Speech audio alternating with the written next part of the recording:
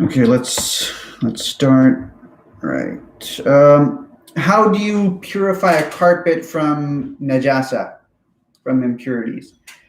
All right. So um, obviously, I think I may have addressed this question before, but I guess let me do it again.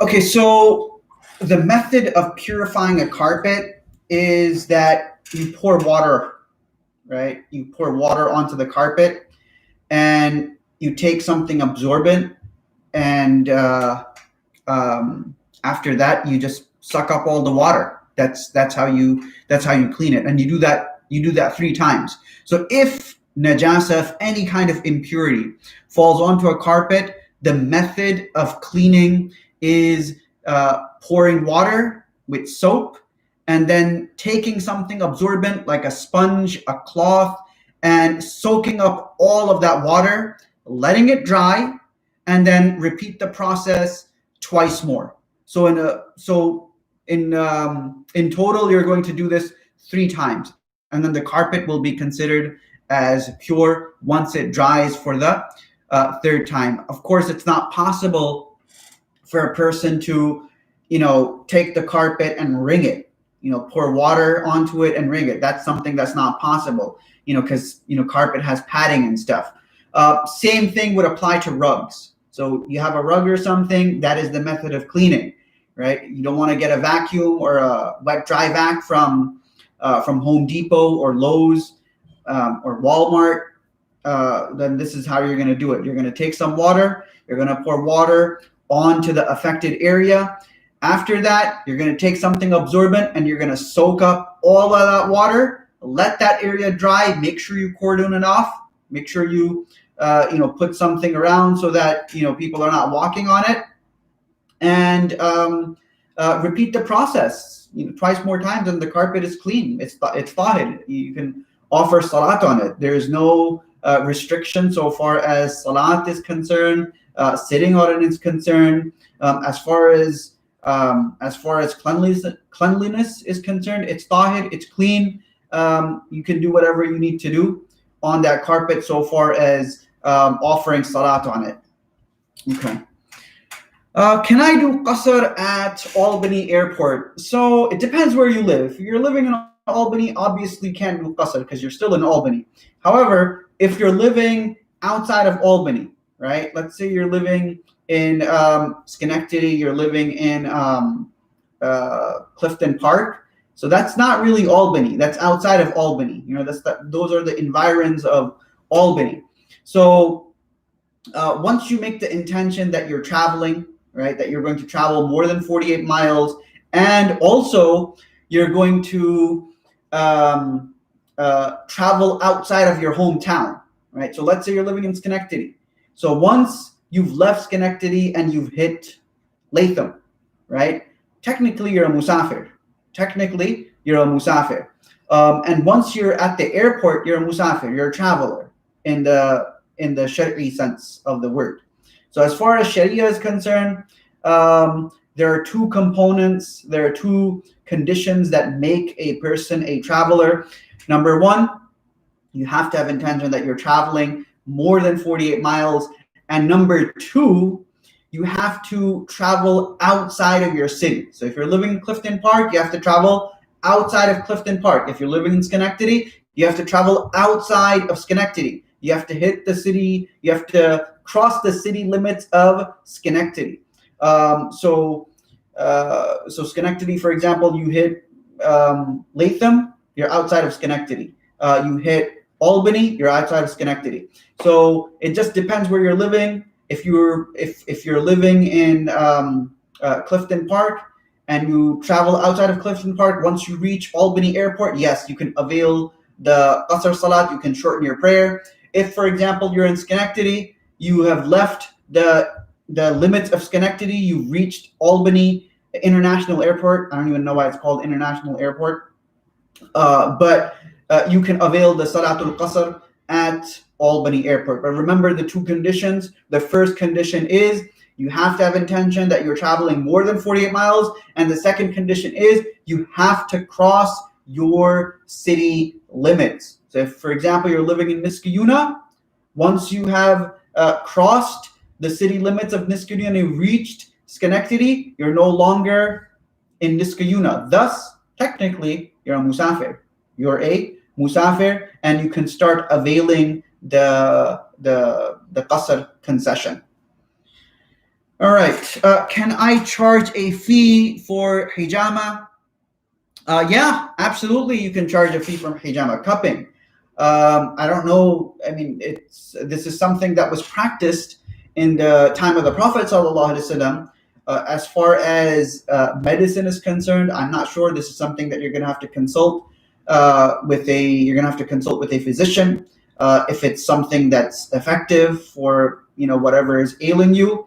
But as far as charging a fee is concerned, yeah, absolutely. There is nothing wrong with a fee being charged. As a matter of fact, there's a hadith in Bukhari that the Prophet ﷺ had some cupping done, and he gave ujrah.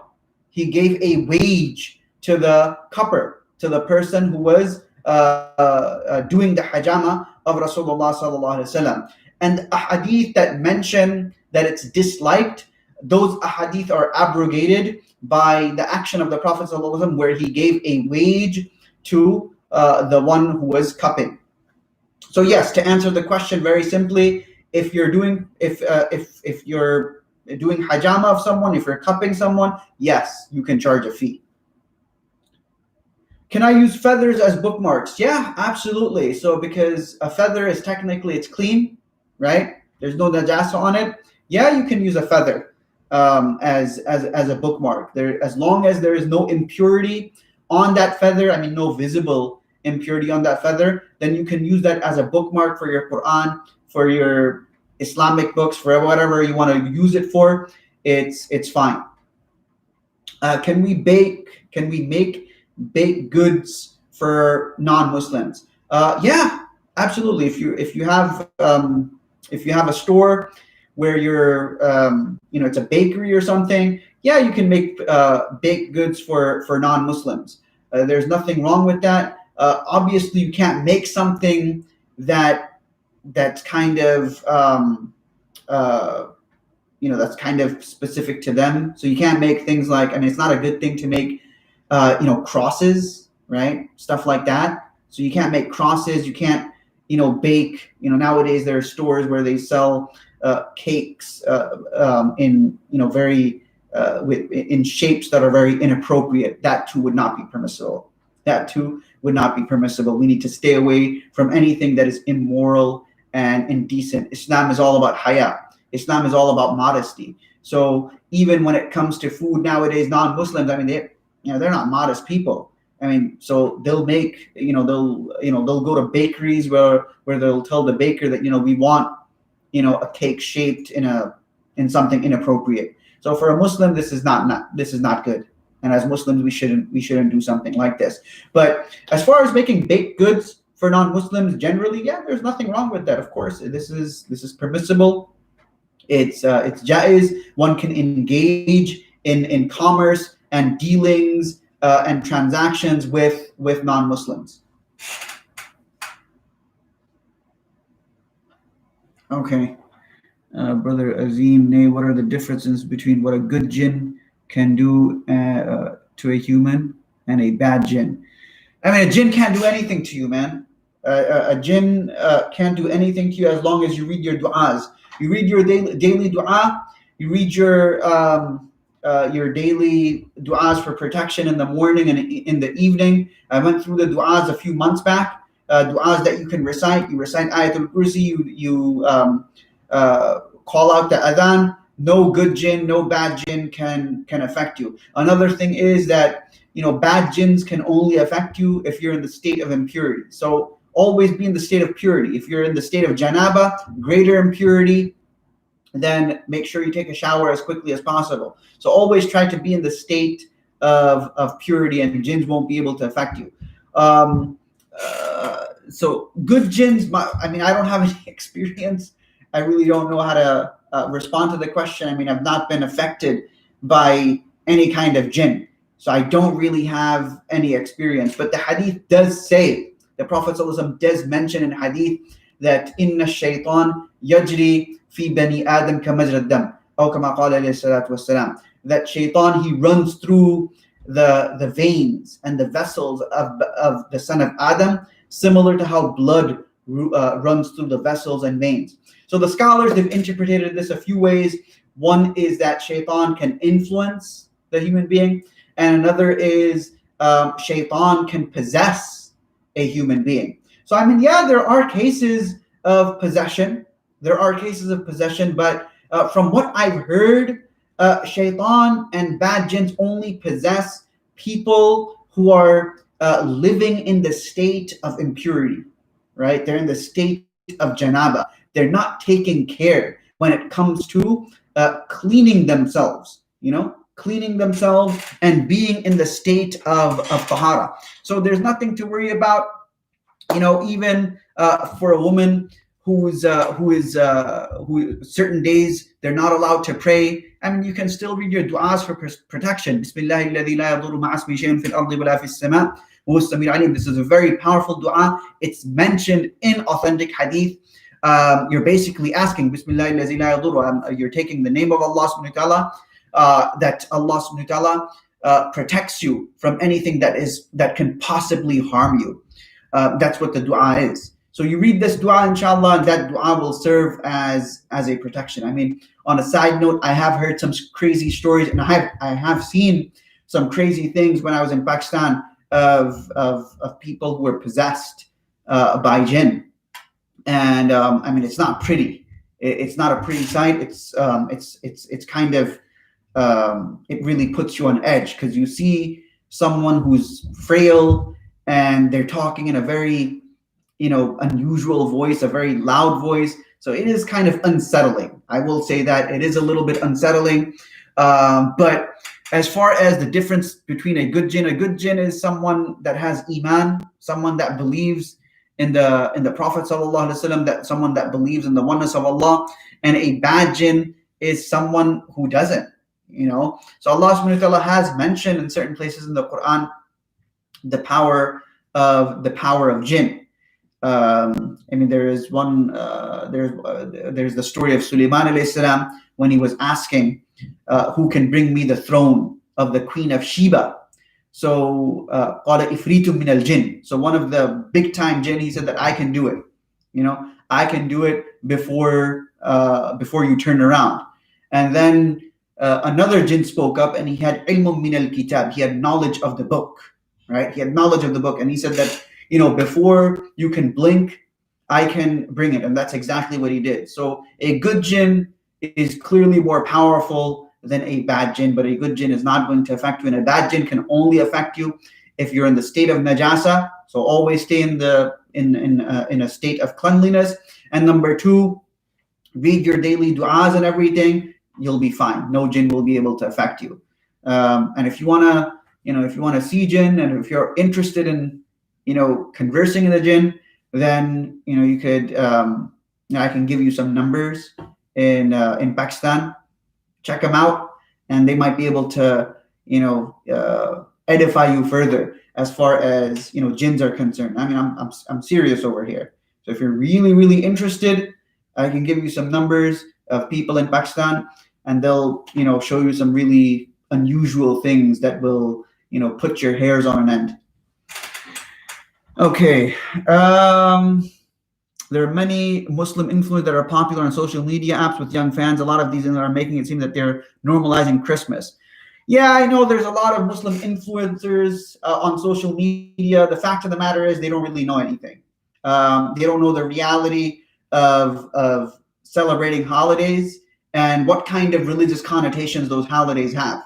The thing is, they have their own niche that they've created over a long period of time. But all of these people, they're messed up, right? These people are all messed up. I mean, there's some guy sitting in Birmingham coming up with all sorts of messed up stuff, that Isa alayhi salam's birth was not a virgin birth, and denying all miracles.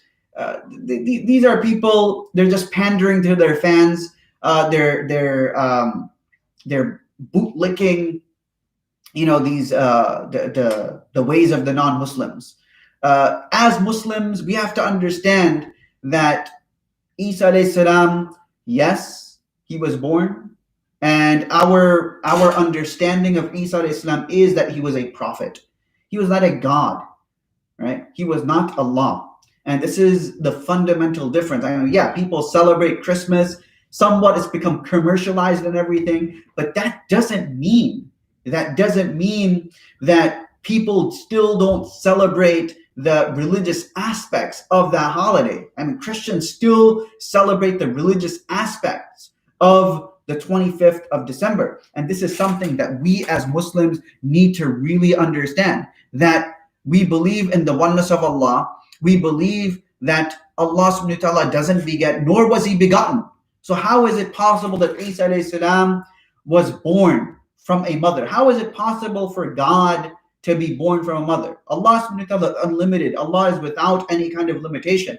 So when we say things like Merry Christmas and stuff, this has an effect. I mean, we think it's innocent. It's not innocent.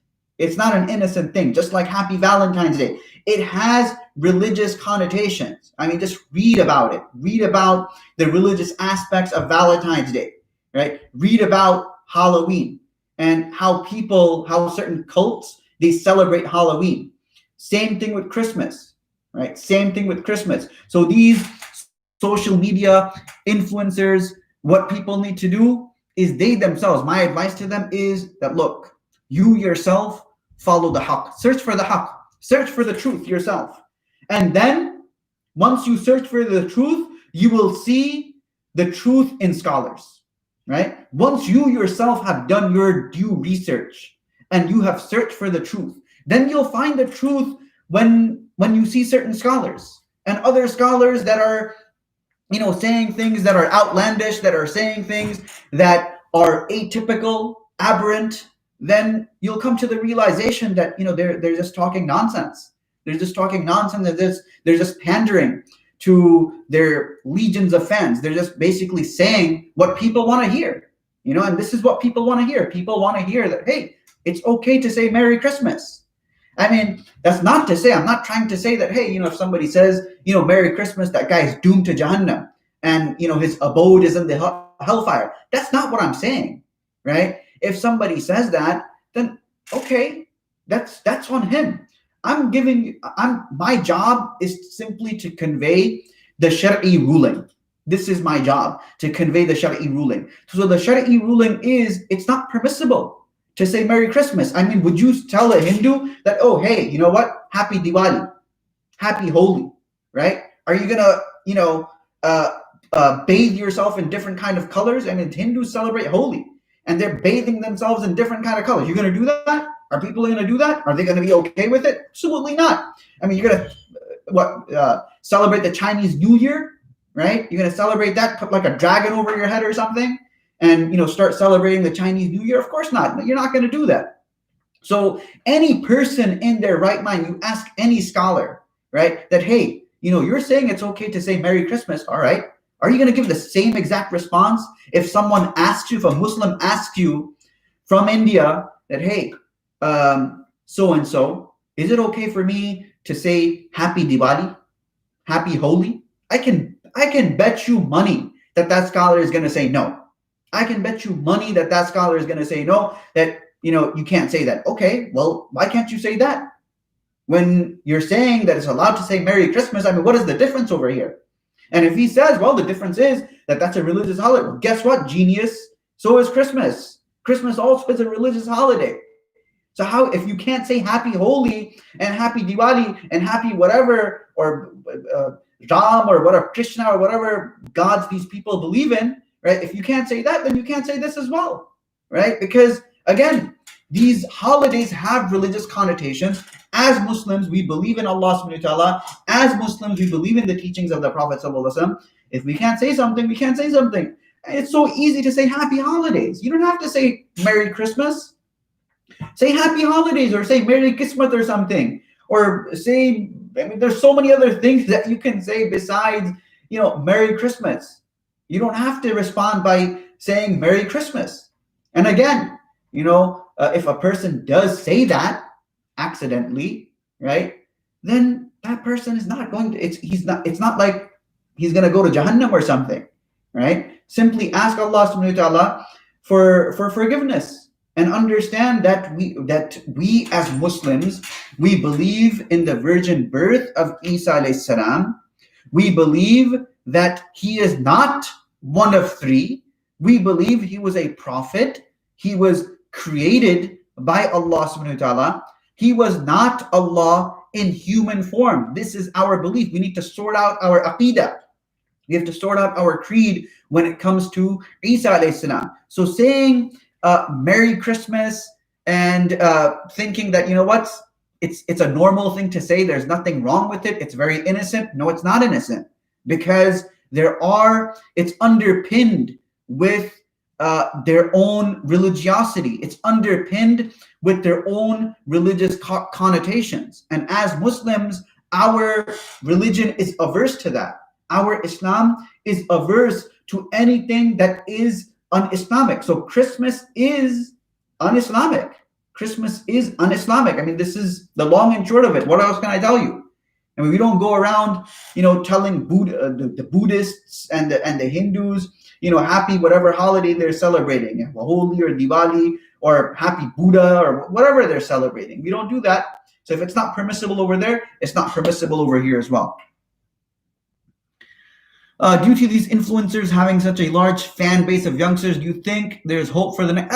Look, as long as these youngsters are coming to the masjid, right, they're associating with the imam of the masjid or the imams of the masjid, absolutely.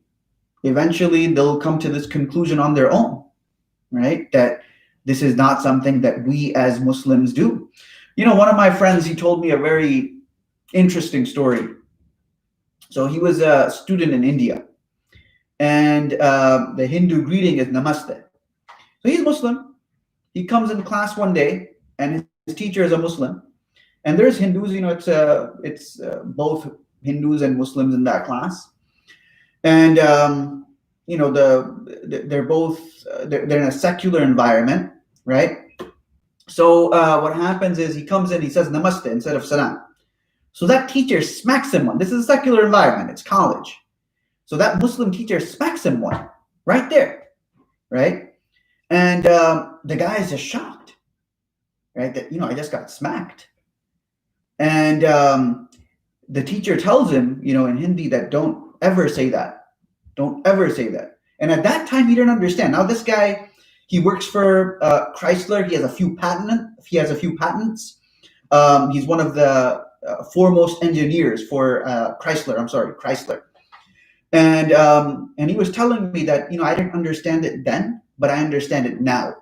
That as a Muslim, how sympathetic we are when it comes to our deen, when it comes to our culture, when it comes to our religion. That we don't go around celebrating other people's holidays. We have our own identity. We have our own religion. We have our own ways, right? When it comes to religion, when it comes to our beliefs, we have our own ways and we have our own holidays. So we don't need to participate in other people's holidays and say that, there is, Merry Christmas to you, and think that, there's nothing wrong with it. I would say there is something wrong with it. If you think that saying Happy Holi and Happy Diwali to a Hindu, there's nothing wrong with it, then okay. I mean, this is your prerogative if you don't think that there's anything wrong with it. But a Hindu, when he hears that, he knows that this is his holiday. Similarly, when a Christian hears, Merry Christmas, that Christian knows that this is a holiday. And when you go to Palestine, I was asking one of the Palestinian brothers, and they celebrate the 25th. They celebrate the birth of Isa alayhi salam. They have a procession over there in the Kanisatul Qiyamah, right? The church of what is that? Sepulcher in Palestine, Kanisatul Qiyamah it's called. They have a procession and they're celebrating the 25th. So anybody who says that, well, you know what, it's innocent, there's nothing wrong with it, I think that person really doesn't know. That person really doesn't know, and it's best that that individual does his own reading, And enough with the fatwa shopping, right? I mean, are you going to go to a fire worshiper and talk to him about the days where he worships fire? I mean, they also celebrate Niros and Mahrajan. These are days that fire worshippers they celebrate. So just as we can't say happy Niros and happy Mahrajan, we can't say this as well. Same thing. It's because there is religious connotations that as Muslims we don't participate in stuff like that. We have our own Eid. Say happy Eid. Okay, if Imam Mahdi is born, will we know him before he starts leading? No, we won't. We won't know him. So when Imam Mahdi, when he comes, the scholars say that Imam Mahdi will not know that he is Imam Mahdi. It's just that people, while they're doing tawaf, they will recognize him as Imam Mahdi, that this is the person who the Prophet ﷺ has talked about. So Imam Mahdi will not know that he's Imam Mahdi. Yeah, sure, people know their name is, his name is going to be Muhammad, right? His name is going to be Muhammad. His father's name is Abdullah. His mother's name is Amina. This is what we know. But even he doesn't know that he is the one whom Allah subhanahu wa ta'ala has chosen as the Mahdi.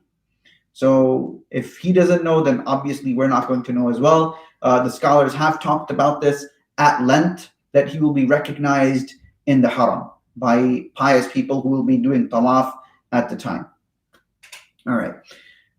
Can a person praying alone recite audibly in Dhuhr and Asr? No. Dhuhr and Asr are prayers that we have to recite inaudibly. We have to recite quietly. So in Dhuhr and Asr, right? In Dhuhr and Asr, if we're praying alone, then we cannot read audibly. We cannot read loudly. We have to read softly. This is the hukum, and this was the way Rasulullah sallallahu alaihi wasallam offered his salah. Okay, so this completes all of the questions for this week. If there are further questions, let me know.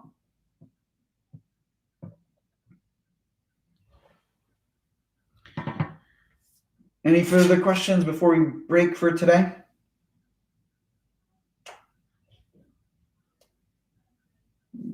Okay. So inshallah, don't worry. There's always hope for the next generation. We should never become despondent. Keep yourselves connected to the masjid. Keep searching for the truth, inshallah, and you will find the truthful people. Right? You search for the haqq, you search for the truth, and inshallah, you will find truthful people. Sometimes we might rely too much on certain individuals simply because they have a platform. They have an online platform. So we think that whatever they're saying, whatever they're writing, it's manna and salwa. No, it's not. It's not manna and salwa. We have to be critical as well. We have to be critical ourselves, and istafti qalbak, istafti nafsak. That ask yourself that, is this the right thing? What this person is saying, does it sound right? Does it feel right? If I act on it, is it right? So we ourselves, we've come to that point that we ourselves, there's information explosion out there. So we ourselves need to be responsible and search for the haqq. And once we do that, inshallah, we will find scholars and we will find imams who are on the haqq, and then we can stick to that individual. We can stick to that individual whom we trust. Social media is not a way to build a connection with Allah subhanahu wa ta'ala, right? Because at the end of the day, we have to understand that I need to build a connection with Allah subhanahu wa ta'ala. If I think that the way to build my connection with Allah subhanahu wa ta'ala is to listen to what so-and-so is saying online, right, on the computer, so many miles away, then we're sadly mistaken. And yes, we use that, we can use and we can listen to speeches that can encourage us, that can motivate us. There's nothing wrong with that. But once these guys start giving fatwa, these guys start giving edicts where they're just kind of taking apart Islam piece by piece, that's when problems arise. And that's when people really start to question. And this is one of the reasons why Muslim youth, their aqidah, their creed is not strong. The Muslim youth today, their creed is very weak. They have no idea what makes them Muslim. Right? There are many people out there, they don't know, they have no clue what makes them Muslim. So this is why it's important that we connect ourselves to the masjids. We ourselves search for the truth, inshallah, and then we'll find the truthful people, and hopefully, inshallah, we stick to such people. All right, Jazakallah khairan. If there are further questions, let me know. We'll break for today. Allah subhanahu wa ta'ala protect us all, and Allah subhanahu wa ta'ala give us all tawfiq to do that which pleases Him. One more question over here: is naturally brewed soy sauce halal? As long as it doesn't have alcohol, it's halal. Yeah, as long as naturally brewed soy sauce doesn't have any alcohol inside, it's halal. All right, there's one more question: is it permissible for me to consume nutmeg? So nutmeg is something that, it's used in food, and there is, if eaten in large quantities, if consumed in large quantities, it may inebriate you. You might lose your senses, but I think, if you do eat it in huge quantities, you would probably die before you became inebriated. So my understanding is that it's not used. It's used in a lot of Indo-Pak dishes. So subcontinent uses it a lot, the Indian subcontinent, but you would only lose your senses if you consume in huge quantities. So as long as you're not doing that, it's fine. Nothing wrong with nutmeg. And as far as naturally brewed soy sauce being halal, it is if there is no alcohol inside. All right, Jazakallah khairan. And I will see everyone next week. Assalamu alaikum wa rahmatullahi wa barakatuh.